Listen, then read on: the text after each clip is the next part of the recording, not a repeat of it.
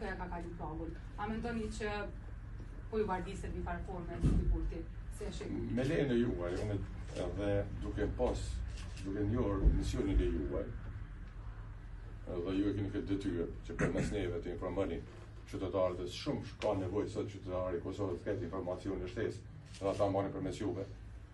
Po me kuptimin e juve kisha kërkuar që këto tema janë shumë serioze, që me 2 minuta nuk përfundohen, edhe nuk mund të sqarohen deri në fund.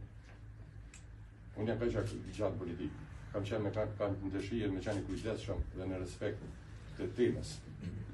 Besoj në ditën e jem, unë do të jem në intervistë më të gjatë, do të dalë në publik dhe do të jap mendimet dhe vizionin tonë, parashikimet tona më gjithësisht. Ajo që mund të them, e që kam thënë nga dita parë, e që po ndodh. Shikoni, tash 3 muaj, ju e dini, për herë edhe jemi lënçuar në publik. Kemi bërë thirrje që për tema nacionale, forcat politike duhet ulen në bashkëbisedojë. Edhe kur nuk pajtohen. Uljen në një tavolinë nuk do të thotë që mund pajtohesh.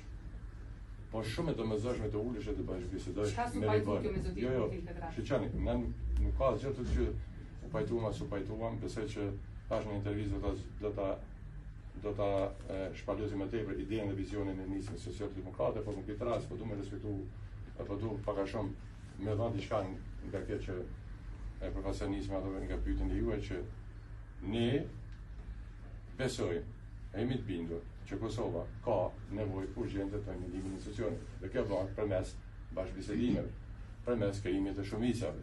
Nuk ka rrugë tjetër. Edhe nëse me shumë zgjedhje dhe pas nëse përsëri kanë më ulë me vizitu me gjetjen e shumicës, çdo.